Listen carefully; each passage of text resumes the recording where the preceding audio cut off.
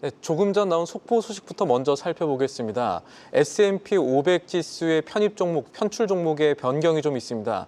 일단 코인베이스가 S&P 500 지수에 새로 편입이 되면서 지금 시간에서 5% 이상의 급등을 양상을 보이고 있고요. 반대로 디스커버리 파이낸셜은 S&P 500 지수에서 빠지게 됐습니다. 시장 영향을 같이 한번 체크를 해보셔야겠습니다. 다시 지금 세계는 시간으로 돌아가 보죠. 마라톤 협상으로 부를 정도로 오래 끌었던 미중 간 이 관세 협상이 시장의 예상보다도 좋게 나왔습니다. 시장이 환호를 당연히 했죠. 문제는 앞으로 어떻게 될 것인가 하는 방향성인데요. 오늘은 이 문제를 자세히 짚어보는 시간 마련했습니다. 도움 말씀에 한상춘 한국경제신문 논설위원 자리에 있습니다. 안녕하십니까? 네, 안녕하십니까? 위원님, 드디어 오랜만에 기다리던 좋은 소식이 나왔다고 볼 수가 있을 것 같은데 시장에서 그렇게 예상하지 않았던 관세율이라고 봐야겠죠? 네, 그렇습니다.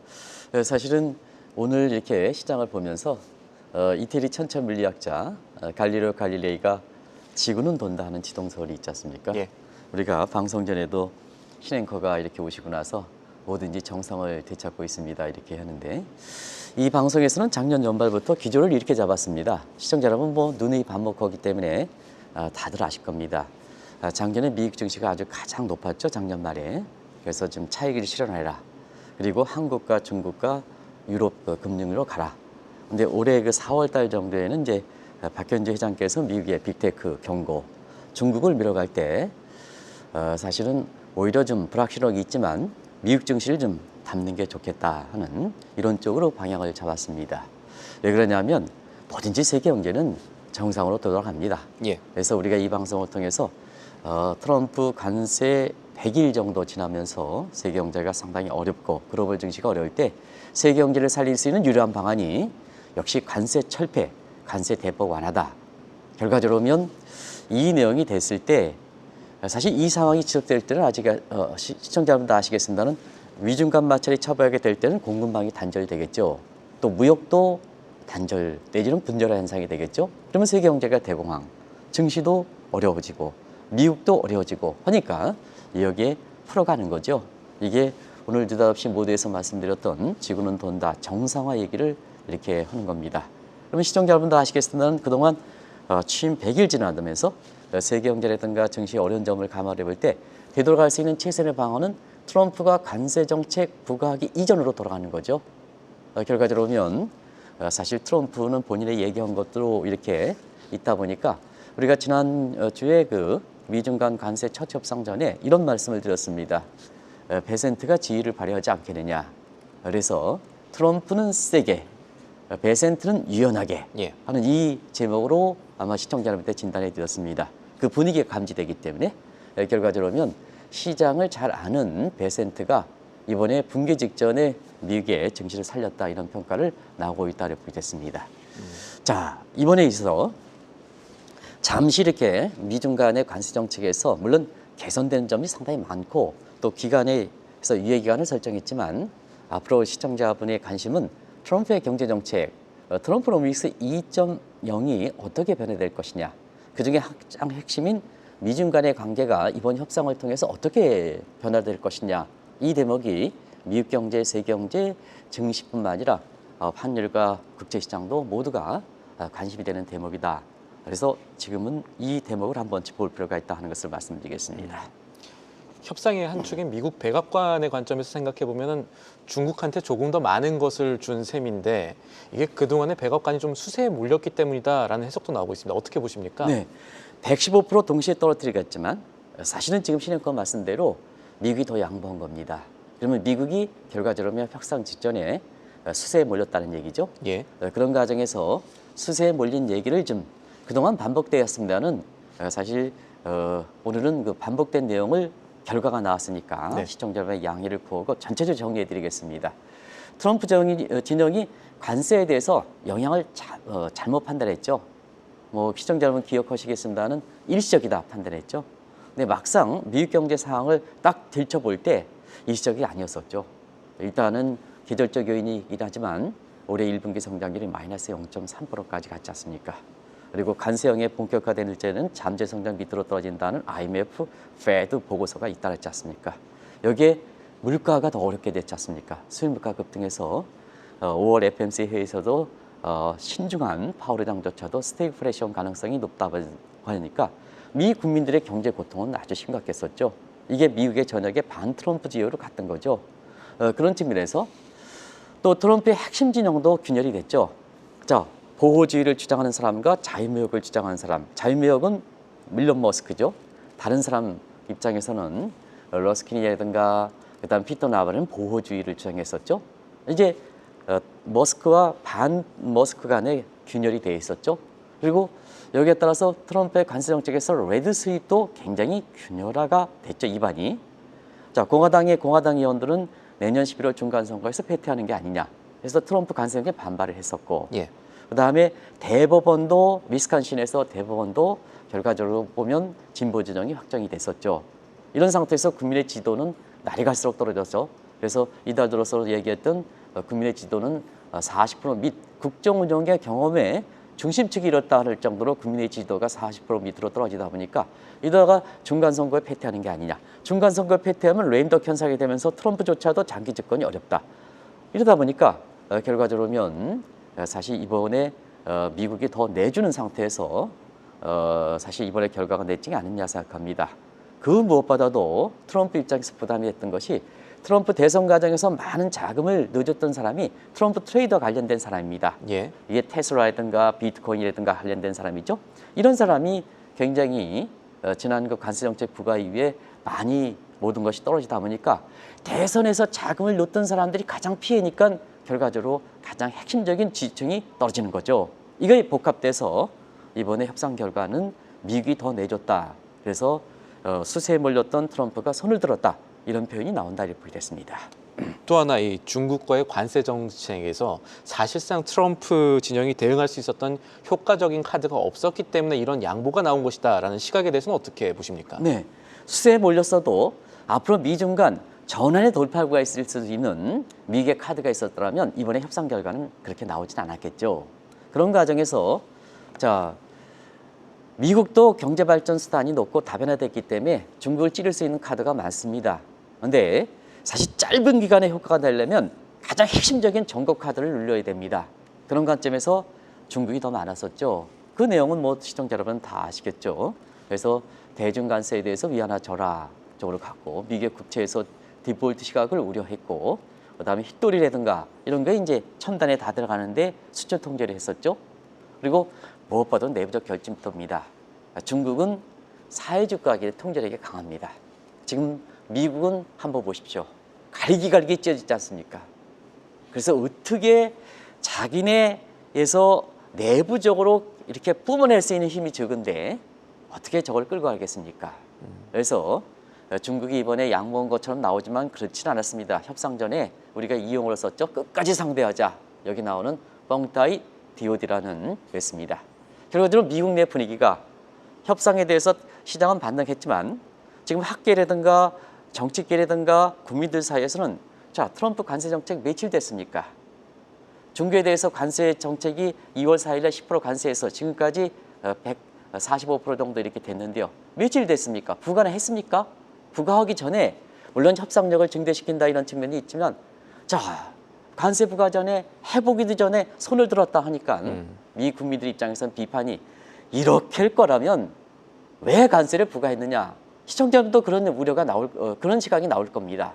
이럴 거라면 뭐로 관세를 부과했느냐 경제에서 보면 대통령도 국민의 경제 생활을 안정시키는데 그렇게 흔들어 놓고 왜 이렇게 이럴 거면 관세 부과하느냐 앞으로 이것이 트럼프 입장에서 경제 정책에서 상당히 좋은 쪽으로 개선할 수 있는 소지도 있다 하는 것을 말씀을 드리겠습니다. 네.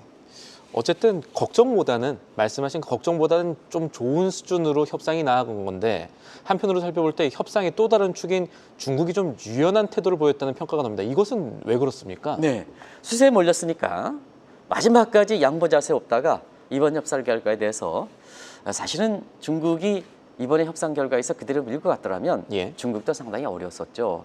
그래서 우위적 입장에서 미국의 요구를 받아들였다고 보였습니다. 그러면 중국 내부적으로도 상당히 좀 어려운 상황이죠. 시청자 여러분. 1분기 성장률이 5.4% 있지만 관세 영향이 본격화되는 사실 그 4월 들어서는 내부가 침체가 많았습니다. 제조 PMI 지수 49, 경기 침체 인계선 50m로 떨어졌고 CPI가 마이너스 0.1%, 그다음에 PPI가 마이너스 0.7%에서 디플레 우려가 됐죠. 여기에 이제 1분기의 수출은 괜찮았습니다는 경제 성장률 5.4% 받쳤습니다는 대미 수출이 급감했죠. 대미 수출이 급감한 상태이기 때문에 내수 침체에서 관세 영향이 본격화되면 전체적인 수출에 있어서 문제가 있지 않느냐. 그런 상태에서 두 가지만 말씀드리겠습니다. 관세에 대해서는 중국이 더 잘 대처했다. 왜냐하면 대미 수출은 급감했지만 1분기 성장률이 5.4% 되다 보니까 결과적으로 인도네시아라든가 해서 미국의 수출 시장을 다변화시켰다는 측면에서 트럼프 입장에서 또 미국 입장에서 급하게 했던 것이 아닌가 하는 생각이 듭니다. 이런 점이 작용해서인데요. 앞으로 이제 내일 정도에 좀 말씀드리겠습니다는 위안화 절상 문제에 대해서는 사실 이번에 양측 입장에서 우호적 입장이 됐습니다. 이번에 이거 협상 결과에 대해서 이렇게 나오지 않지만 시장의 움직임은 위안화 절상에 대해서는 그러면 위안화 절상에 대해서 이번 협상에서 왜 이렇게 관세에 대해서 대폭적 이렇게 인하가 됐을까 하는 측면은 위안화 절상은 시진핑 입장에서는 위안화 국제활동에서 파악스 스니카에 어떻게 보면 컨센서스에 맞고 그다음에 위안화 절상된다는 것은 미국 입장에서는 달러 약세가 되죠. 그럼 미란 보고서의 컨센서스가 맞죠. 그래서 이 대목이 지금 앞으로 양국 간에 그렇게 미중 간에 그렇게 사실 그 관세 협상이라든가 될 때 굉장히 중요한 대목이거든요. 그런데 내일 정도에선 시청자 여러분들 같이 섀도우 리저브런 문제를 들어서 한번 말씀드리도록 하겠습니다.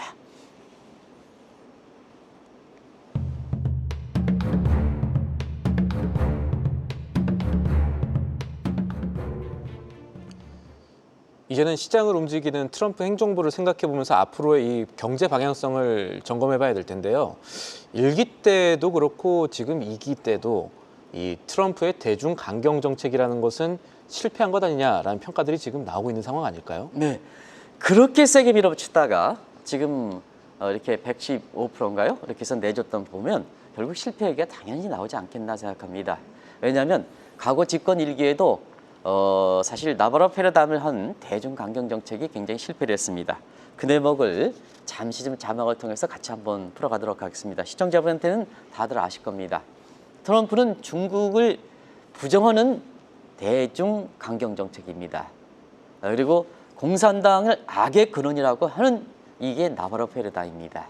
자, 나바로 패러다임 집권 1기 때 시행했죠. 중국의 GDP가 미국과 중국 간의 격차가 벌어지는 게 아니라 좁혀졌죠. 예. 그래서 사실 집권 1기 4년 동안에 중국의 GDP가 미국의 GDP의 72%까지 수준이 이렇게 추격했습니다. 그런 상태에서 자, 집권 2기에는 이 폐기된 용도 폐기된 나바로 패러다임을 좀 폐지하고 새로운 혁신과 그 다음에 변화가 되는 대중 이렇게 강경책을 나와야 되는데요. 그 정책을 마치 뭐냐 고집 부리시듯이 이걸 더 강경하게 밀어붙였다는 얘기거든요. 용도 폐기된 것을 더 강경하게 밀어붙이니까 자 과거에는 사실 이렇게 협의 자체에서 관세에 대해서 유연한 입장이 결과적으로 보면 한 100일 넘어서 그게 제 기억으로는 한 2년 넘어서 이걸 유화 제스처에서 2017년에 나왔던 것이 2019년서부터 관세 협의 1차 관세 협의 무역 협의가 됐고 이게 유연하게 됐거든요. 근데 이번에는 얼마입니까? 이번에는 빨라졌네요. 100일도 안 돼서 이걸 용도 폐기했지 않습니까? 예. 결과적으로 보면 2019년에 한번 비교해 보면 이렇게 됐습니다. 결국 용도 폐기되는 것을 마치 내가 잘못된 게 아니다는 것을 들고 나왔던 것이 결과적으로 이렇게 된 것이 아닌가 생각합니다. 자, 그러면 앞으로 대중 강경 정책에 대해서 자 어떻게 변화될까 하는 것은 바이든 정부의 이 격차가 좁혀졌던 것을 벌어나게 했던 셀러번 패러다임을 가장 수용할 것이냐.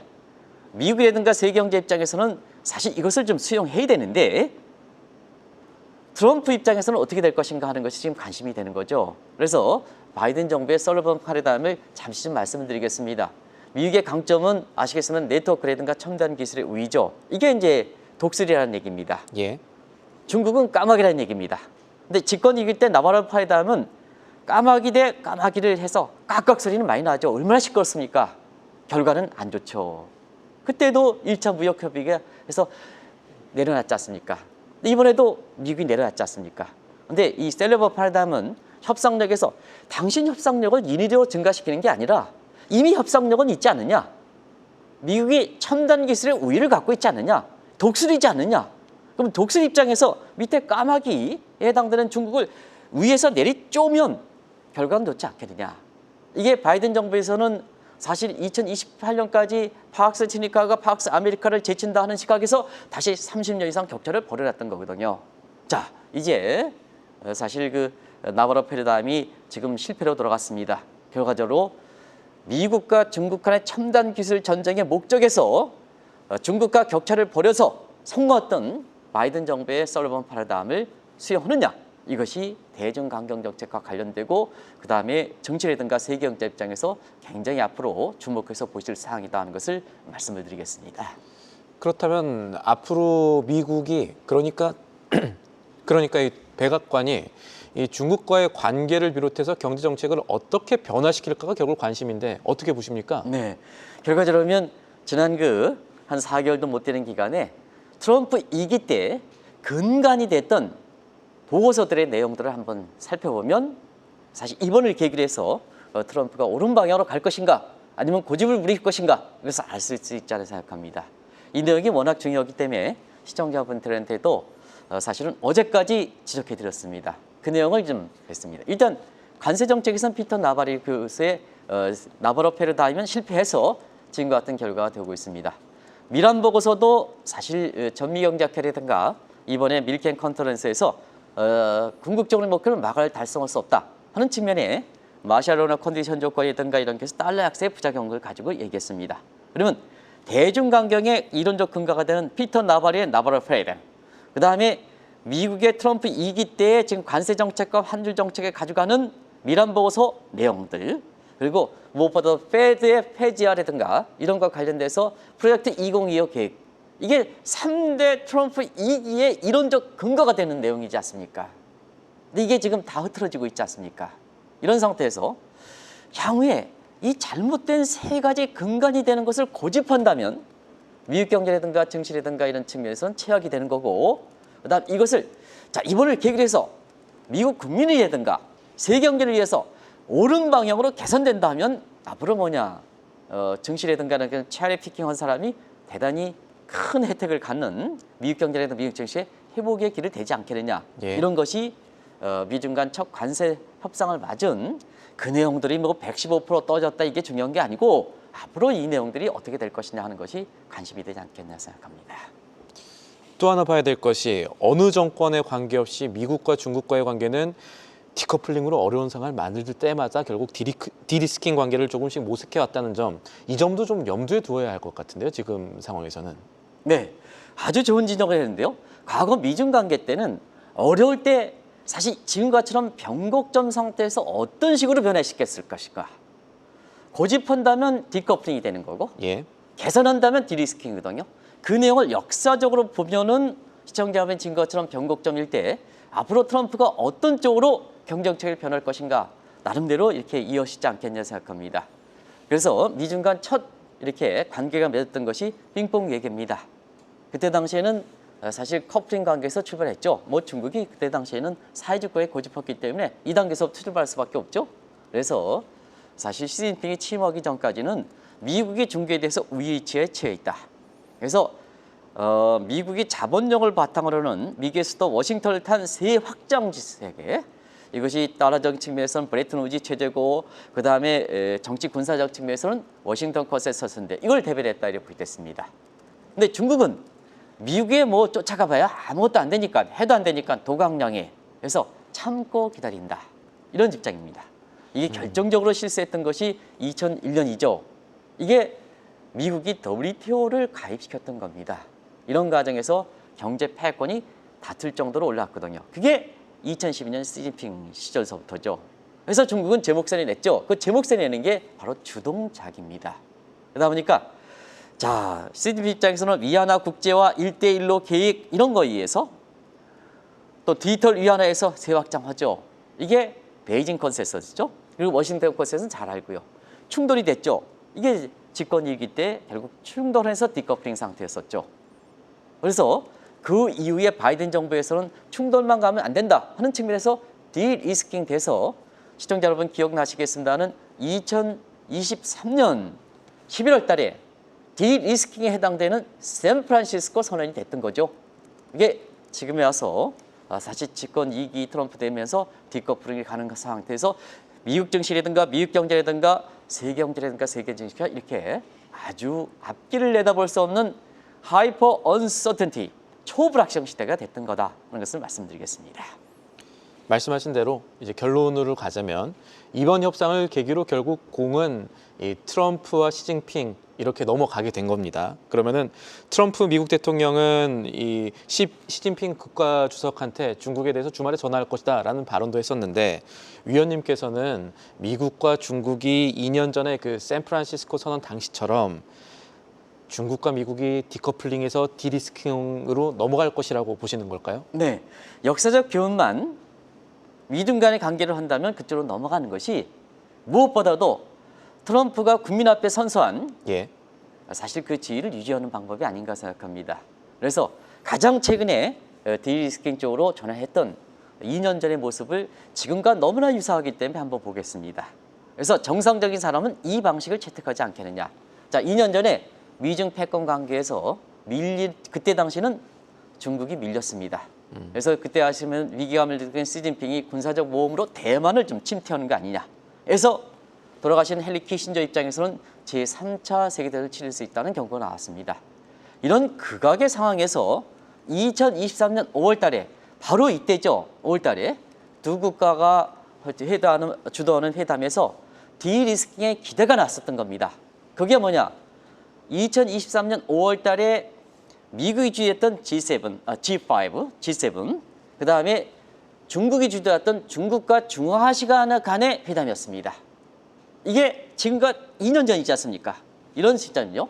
그래서 이 관계로 두 회담을 계기로 해서 양국 간의 관계가 디커플링에서 디리스킹으로 가지 않겠느냐.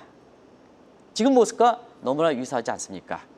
그런 상태에서 자, 미국의 입장에서는 다음 달 14일, 15일 트럼프와 그 다음에 시진핑 간에 연이어서 생일달 이렇게 얘기 나옵니다는 그 시기가 관계없이 2023년 11월 달에 샌프란시스코 정상회의 디리스컬 탑다운 랠리 이 모습에 대해서 기대하는 시각이 나오는 겁니다. 그때 당시에 보면 2023년 11월 달에 샌프란시스코 될 때 그때 연말 증시 좋았죠.